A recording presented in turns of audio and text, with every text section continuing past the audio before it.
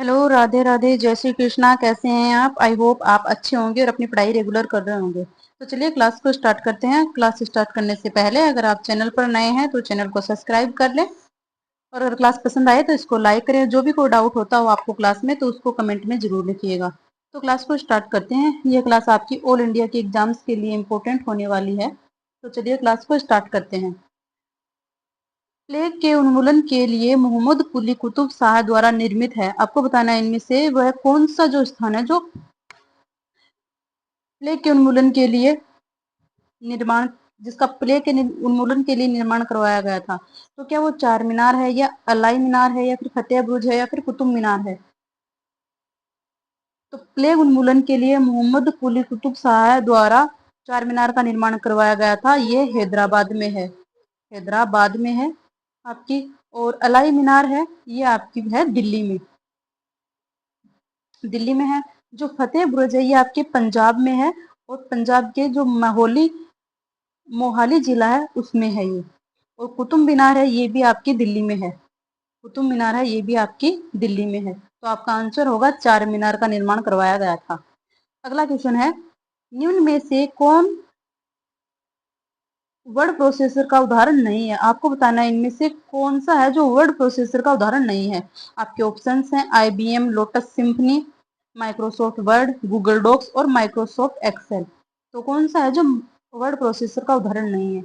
तो Microsoft Word, Google Docs और Microsoft Excel, ये जो तीनों हैं ये आपके वर्ड प्रोसेसर के उदाहरण हैं। बट ये IBM लोटस सिम्फनी है, ये आपका इसका उदाहरण नहीं है। तो इसका आंसर ए होगा, IBM लोटस सिम्फनी। अगला क्वेश्चन है, केंद्र में बैडमिंटन नेट कितना ऊंचा होता है? आपको बताना है कि जो बैडमिंटन नेट होता है वो केंद्र में कितना ऊंचा होता है। आपके ऑप्शंस हैं 5 फीट, 5.1 फीट, 5.5 फीट या 4.8 फीट। जो केंद्र में जो बैडमिंटन है वो आपका 5 फीट होता है, वो आपका 5 फीट होता है। और जो किनारों से है, जैसे केंद्र में तो आपका होता है 5 फीट, लेकिन किनारों में से अगर आपको पूछा जाए तो आपको बताना है कि 5.1 फीट होता है। ठीक है। अगला क्वेश्चन है, एशिया का सबसे पुराना तेल क्षेत्र कौन सा है? आपको बताना है इनमें से कि एशिया का सबसे पुराना तेल क्षेत्र कौन सा है। ये आपके ऑप्शंस हैं, झारखंड है, असम है, राजस्थान है, या फिर केरल है। तो जो सबसे पुराना तेल क्षेत्र जो एशिया का भी है और भारत का भी सबसे पहला है वो आपका असम में है, डिगबोई। असम में है आपका डिगबोई तेल क्षेत्र।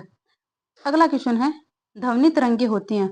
आपको बताना है इनमें से ध्वनि तरंगे हैं वो कौन सी होती हैं। क्या वो अनुदैर्ध्य होती हैं, दबाव होती हैं, विद्युत चुंबकीय तरंगे होती हैं, या फिर यांत्रिक तरंगे होती हैं? तो जो ध्वनि तरंगे हैं वो आपकी यांत्रिक तरंगे होती हैं। अगला क्वेश्चन है, एक नवजात शिशु में कितनी हड्डियां होती हैं? आपको बताना है कि एक जो नवजात शिशु होता है उसके अंदर कितनी हड्डियां होती हैं। क्या 206 होती हैं, 305 होती हैं, या 350 होती हैं, या 218 होती हैं? तो जो एक नवजात शिशु है उसके अंदर 305 हड्डियां होती हैं लगभग। ये लगभग मैंने इसलिए लिखवाया है क्योंकि ऑप्शन में आपके अलग अलग भी आ सकता है, 307 भी आ सकता है, 310 भी आ सकता है, 301 भी आ सकता है, या 300 भी आ सकता है। तो लगभग है ये। और जो एक वयस्क व्यक्ति होता है उसके अंदर 206 हड्डियां होती हैं। अगला क्वेश्चन है, मानच कहाँ का लोक नृत्य है? आपको बताना है इनमें से कि मानच है वो कहाँ का लोक नृत्य है। क्या वो आपका हरियाणा का लोक नृत्य है, या असम का है, या झारखंड का है, या मध्य प्रदेश का है? तो मानच एक लोक नृत्य है जो कि मध्य प्रदेश का एक लोक नृत्य है। अगला क्वेश्चन है, एकमात्र धातु जो कमरे के ताप पर द्रव अवस्था में रहती है, मतलब वो एकमात्र धातु जो कमरे के ताप पर द्रव अवस्था में रहती है, क्या वो ब्रोमीन है, क्या वो क्लोरीन है, या पारा है, या फिर गैलियम है? तो जो कमरे के ताप पर द्रव अवस्था में रहती है वो धातु है आपकी पारा। और जो गैलियम है इसको अगर हम हथेली पर रखेंगे तो ये पिघल जाएगी, पिघल जाएगी।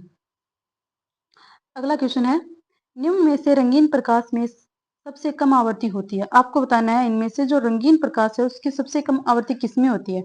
आपके ऑप्शन ए नीले, बी हरा, सी लाल और डी बैंगनी होता है। तो जो आवृत्ति होती है वो तरंग दैर्ध्य के व्युत्क्रमानुपाती होती है, यानी आवृत्ति के व्युत्क्रमानुपाती तरंग दैर्ध्य होता है, तरंग दैर्ध्य होता है। तो जिसका तरंग दैर्ध्य ज्यादा होगा उसकी आवृत्ति कम होगी, और जिसकी आवृत्ति ज्यादा होगी उसकी तरंग दैर्ध्य कम होगा। तो सर्वाधिक तरंग दैर्ध्य है वो आपका लाल कलर का होता है, तो आवृत्ति सबसे कम भी लाल कलर की होगी। और सर्वाधिक जो आवृत्ति है वो बैंगनी कलर की होती है, तो सबसे कम तरंग दैर्ध्य है वो आपकी बैंगनी कलर की होगी। अगला क्वेश्चन है, वर्ष 1981 में इसरो द्वारा लॉन्च किए गए भारत के पहले भू स्थिर उपग्रह को क्या कहा जाता है? तो कौन सा वो उपग्रह था जो 1981 में इसरो द्वारा लॉन्च किया गया था? तो क्या भास्कर 2 था, आर्यभट्ट था, एप्पल था या इनसेट आईबी था? तो जो एप्पल है इसको इसरो ने 1981 में भू स्थिर उपग्रह लॉन्च किया गया था। अगला क्वेश्चन है, व्हाइट डेजर्ट कहाँ स्थित है? आपको बताना है इनमें से कि व्हाइट डेजर्ट है वो कहाँ स्थित है। क्या गुजरात में स्थित है या राजस्थान में स्थित है या तमिलनाडु में स्थित है या फिर सिक्किम में स्थित है? तो जो थार मरुस्थल है वो आपका राजस्थान में है। थार मरुस्थल है वो आपका राजस्थान में है और पश्चिमी राजस्थान में ये थार मरुस्थल है और व्हाइट डेजर्ट है ये आपका है गुजरात में।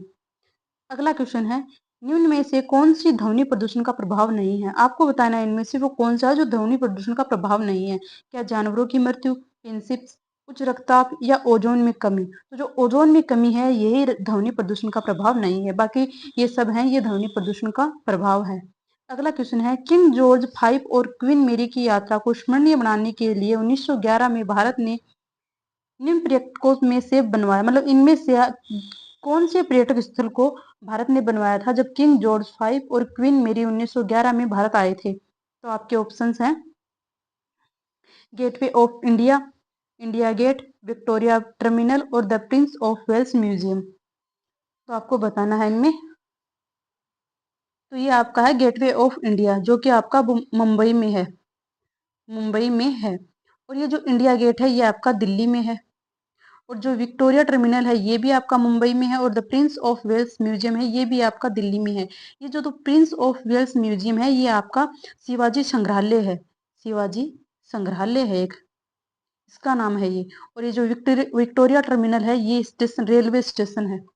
अगला क्वेश्चन है, 16वें वित्त आयोग का अध्यक्ष किसे नियुक्त किया गया है? आपको बताना है इनमें से कि 16वें वित्त आयोग के जो अध्यक्ष हैं वो किन्हें नियुक्त किया गया है। क्या अजय भंगा को नियुक्त किया गया है या फिर अरविंद पनगड़िया को नियुक्त किया गया है? ये यहाँ पे पनगड़िया आएगा, या फिर गणेश कुमार को या मधुकर गुप्ता को। तो जो अरविंद पनगड़िया है इनको 16वें वित्त आयोग के अध्यक्ष के रूप में नियुक्त किया गया है। अगला क्वेश्चन है, थाई पुसम त्योहार 2024 में कहाँ मनाया गया था? आपको बताना है जो थाई पुसम त्योहार है वो 2024 में कहाँ मनाया गया था। आपके ऑप्शन है ओडिशा में मनाया गया था, तमिलनाडु में या फिर नागालैंड में या केरल में मनाया गया था। जो थाई पुसम त्योहार है वो 2024 में तमिलनाडु में मनाया गया था। अगला क्वेश्चन है, 43 की उम्र में युगल में ग्रैंड स्लैम जीतने वाले सबसे उम्रदराज जो खिलाड़ी हैं वो कौन बने हैं? ये आपके आंसर है रोहन बोपन्ना है, कार्लोस अल्कराज है, जेनिक सिन्नर है और आर्यन साबलेका है। तो वो कौन से खिलाड़ी हैं जो 23 साल की उम्र है उनकी और सबसे उम्रदराज खिलाड़ी बने हैं? तो वो आपके हैं रोहन बोपन्ना। अगला क्वेश्चन है, विश्व हिंदी दिवस कब मनाया जाता है? आपको बताना है कि जो विश्व हिंदी दिवस है वो कब मनाया जाता है। क्या 14 सितंबर को मनाया जाता है, 8-10 जनवरी को मनाया जाता है या 18 फरवरी को या 21 अप्रैल को मनाया जाता है? तो 14 सितंबर को आपका राष्ट्रीय हिंदी दिवस मनाया जाता है, 14 सितंबर को राष्ट्रीय हिंदी दिवस मनाया जाता है। और जो 10 जनवरी है इसको आपका अंतर्राष्ट्रीय यानी विश्व हिंदी दिवस मनाया जाता है आपका 10 जनवरी को।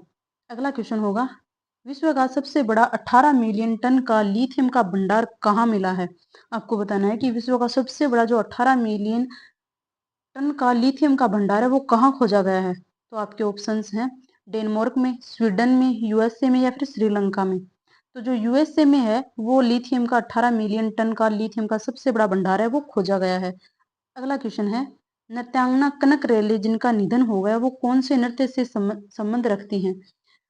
तो जो नृत्यांगना है मतलब एक नृत्य कलाकार है कनक रेले जिनका भी निधन हो गया, तो वो कौन से नृत्य से संबंध रखती हैं? क्या वो भारतनाट्यम से संबंध रखती हैं या मोहिनीअट्टम से या कथक से या कथकली से? तो जो कनक रेले हैं वो आपके मोहिनीअट्टम से संबंध रखती हैं। अगला क्वेश्चन है, स्कूल ऑन व्हील्स पहल का उद्घाटन कहाँ किया गया था? स्कूल ऑफ व्हील्स पहल का उद्घाटन है वो कहाँ किया गया था? ये आपके ऑप्शन है त्रिपुरा में, मिजोरम में, मणिपुर में या नागालैंड में। तो जो स्कूल ऑन व्हील्स का जो उद्घाटन है वो आपका मणिपुर में किया गया था। अगला क्वेश्चन है, 2024 में भारत रत्न पुरस्कार कितने लोगों को मिला?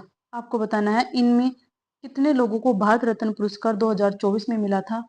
तो 4 लोगों को, 5 लोगों को, 7 लोगों को या 9 लोगों को? जो भारत रत्न पुरस्कार है वो आपके 5 लोगों को मिला था। अगला क्वेश्चन है, रिजर्व बैंक ऑफ इंडिया के गवर्नर कौन है? वर्तमान में हाल ही में इनका जो इन्हें नया गवर्नर है वो बनाया गया है, तो वो कौन से हैं जो आरबीआई के गवर्नर बने हैं? तो आरबीआई के गवर्नर आपके आंसर ऑप्शंस हैं सतीश कुमार, प्रसून जोशी, प्रीति सूदन और संजय मल्होत्रा। तो संघ लोक सेवा आयोग के अध्यक्ष हैं ये प्रीति सूदन। संघ लोक सेवा आयोग के अध्यक्ष हैं प्रीति सूदन। जो संजय मल्होत्रा हैं ये आपके आरबीआई के गवर्नर बनाए गए हैं। अगला क्वेश्चन है, ऐतार्किन का दरवाजा किसने बनवाया था? ऐतार्किन का दरवाजा है जो किसने बनवाया था? तो गयासुद्दीन तुगलक ने बनवाया था, इल्तुतमिश ने बनवाया था, बलबन ने बनाया था, फिर कुतुबुद्दीन ऐबक ने बनवाया था। तो आपको बताना है ऐतार्किन का दरवाजा किसने बनवाया था? तो ऐतार्किन का दरवाजा है वो आपके इल्तुतमिश ने बनवाया था। अगला क्वेश्चन है, गांधी इरविन समझौता कब हुआ? तो गांधी और इरविन समझौता है वो कब हुआ? तो आपके ऑप्शंस हैं 1932, 1929, 1931 या 1930। तो गांधी इरविन समझौता है वो आपके 1931 में होता है। अगला क्वेश्चन है, मृगमरीचिका के दिखाई देने का कारण क्या है? जो मृगमरीचिका है वो किसके कारण दिखाई देती है? तो आपके ऑप्शंस हैं प्रकाश का परावर्तन, प्रकाश का पूर्ण आंतरिक परावर्तन और प्रकाश का अपवर्तन या उपरोक्त सभी। तो आपको बताना है जो मृगमरीचिका है वो दिखाई देने का कारण क्या है? तो जो प्रकाश का पूर्ण आंतरिक परावर्तन है उसके कारण वो मृगमरीचिका दिखाई देती है। जैसे तारे हमें टिमटिमाते हुए दिखाई देते हैं, वो भी प्रकाश के पूर्ण आंतरिक परावर्तन के कारण ही दिखाई देते हैं। तो आज की क्लास में इतना ही, मिलते हैं अगली क्लास में। तब तक के लिए जय श्री कृष्णा, राधे राधे, जय हिंद, जय भारत। बने रहें ऐसे ही।